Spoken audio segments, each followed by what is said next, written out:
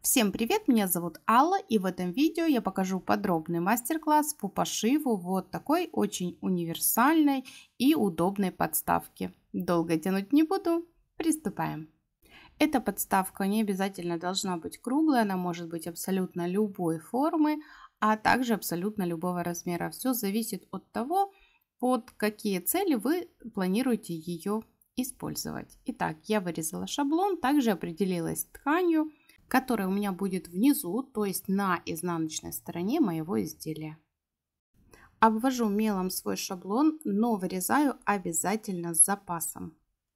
Вот так это выглядит, и запас нам нужен, потому что мы будем делать стежку. Об этом подробнее расскажу чуть позже. Сейчас готовлю утеплитель и буду сегодня использовать синтепон. У меня здесь 150 грамм на квадратный метр. Всегда, когда я работаю с синтепоном, прежде чем приступить к работе, я его утюжу для того, чтобы ушел объем и осталась только плотность.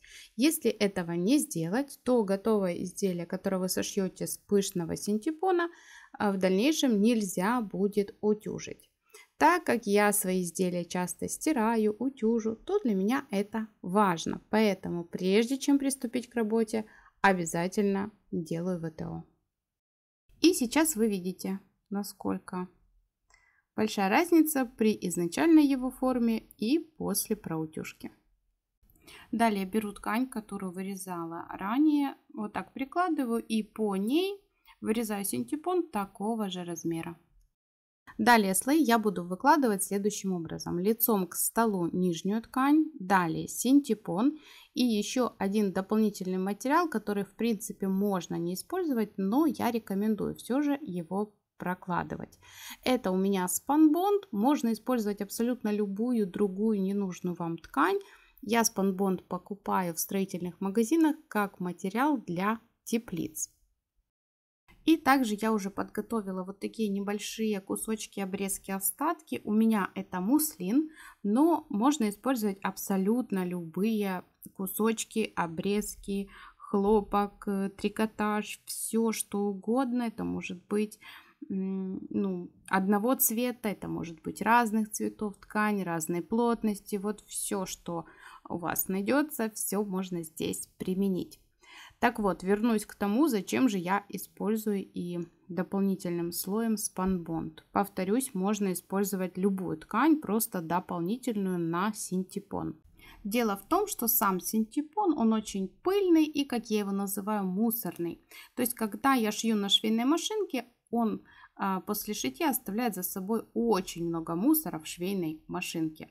И когда мне не с чем было сравнить, то я, в принципе, его покупала, использовала и, как бы вариантов не было. Когда я начала пробовать другие утеплители, я поняла, что только синтепон оставляет за собой столько мусора. Другие утеплители абсолютно ведут себя по-другому. С тех пор я перестала покупать синтепон, но иногда шью из тех запасов, которые я ранее сделала. Больше его покупать и обновлять свои запасы я не буду. Но так как он у меня все-таки еще есть в запасах, то я решила эту проблему. Я не скажу, что она полностью решена, нет. Но когда идет дополнительный материал сверху, снизу, то есть он изолирован тканью, то мусора все-таки меньше.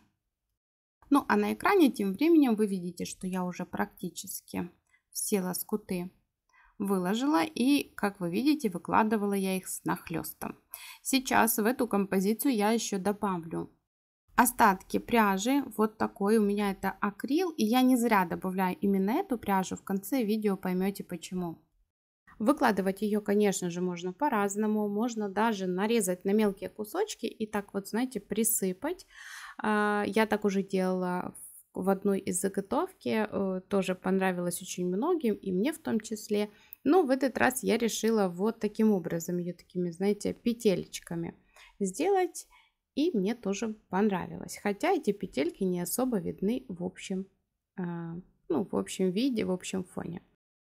Далее я буду использовать тюль. Это, кстати, образцы из магазинов, когда коллекция уже не выпускается, то есть в продаже этой тюли уже нету, то образцы, как правило, магазины либо выбрасывают, либо отдают, продают, в общем, по-разному.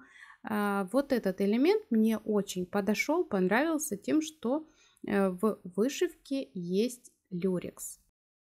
Но понятно, что можно использовать просто сетку, можно использовать фатин, либо же органзу, либо любую другую полупрозрачную ткань. Можно также использовать, если у вас, например, есть небольшой кусочек гипюра, также будет красиво. То есть любое кружево, либо любая сетка, все, что найдете, все можно применить. Я вот так накладываю и вырезаю по размеру. Далее я обязательно все слои между собой скалываю портновскими булавками, и скалываю я достаточно часто. Это нужно сделать для того, чтобы все слои относительно друг друга, во-первых, не смещались, во-вторых, не было защипов. Для стежки я выбрала вот такую нитку, она мультиколор, несмотря на то, что на бобине кажется, что она прям супер оранжевая, но она очень нежная, вы потом увидите. Я, кстати, ее часто использую. Также на шпульке такая же нитка. Выбираю любую декоративную строчку и обязательно делайте образцы. Вот так мои выглядят образцы. Это нужно не только для того, чтобы визуально понять, нравится вам строчка или нет, но также и отрегулировать натяжение верхней и нижней нити. Я определилась, кстати, если у вас такой нет строчки, то это абсолютно не играет никакой роли. Я очень часто делаю стежку и делала раньше обычным зигзагом, либо же зигзагом в 3 прокола. Она прекрасно смотрится, а тем более в таких проектах, там, где ее, эту строчку, особо-то и не видно. Сейчас я прошью, и вы все поймете. Даже если у вас просто обычная прямая строчка, будет тоже выглядеть хорошо. Сейчас я вставляю ограничитель вот так. И определяюсь, на каком расстоянии друг от друга я хочу, чтобы располагались мои строчки. Далее, вот смотрите, вот так. Еще можно не просто линеечкой, да, вот так прикладывать к океану и ориентироваться по игольной пластине. Там также есть разметка. И так как у меня изделие небольшое, то расстояние от одной строчки к другой у меня 2,5 сантиметра. Таким образом я прошила в одну и во вторую сторону. На лицевой стороне, как я и говорила, особо ничего не видно и непонятно, а вот на обратной стороне вот такая красота. И, кстати, одну строчку я сделала дважды на одном и том же месте. Сначала я хотела распороть, а потом думаю, ну, пускай будет. Это же такая изюминка получилась необычная. Не знаю, почему-то я то ли отвлеклась, то ли что. Ну, в общем, одну и ту же строчку сделала на одном месте. Теперь беру свой шаблон, еще раз обвожу его мелом. И, во-первых, обратите внимание, какая разница. То есть, с одной стороны все совпало, с другой стороны, вот, смотрите, тут так приличненько, почти сантиметр. Это все из-за стежки, из-за того, что она дает усадку. Именно поэтому мы всегда берем с запасом. Теперь я прокладываю строчку по намеченной линии. Вот так это выглядит. Мелкая строчка, она нужна для того, чтобы стежка во время шитья не распускалась. И отступив от строчки 1-2 мм, вырезаю. Готово. Вот так это сейчас выглядит. И мне остается окантовать срез. Так как у меня круг, поэтому нужна косая бейка. То есть ткань выкроена по косой. Если вы шьете, например, прямоугольник, квадрат, то вы можете просто выкраивать по прямой. Я же буду выкраивать под углом 45 градусов и делать косую бейку. Так как кусочек у меня небольшой, у меня несколько соединений по косой, вот таким образом. Это, кстати, ткань парча, и начало я вот так заутюжила. Прикладываю лицевой стороной к лицевой стороне заготовки и прошиваю. Прошила с нахлестом. Смотрите, вот так это выглядит. И вот тут лишнее, точнее, ну уже с нахлестом все я срезаю. Теперь выворачиваю на изнаночную сторону. И далее есть два варианта. Первое пришить на машинке, и второе пришить ручным потайным стежком. Я выбираю второй вариант, потому что, на мой взгляд, это самый аккуратный способ. И вот такой результат у меня получился. Я очень довольна и хочу сразу показать, для чего и почему именно таких размеров я делала эту подставку.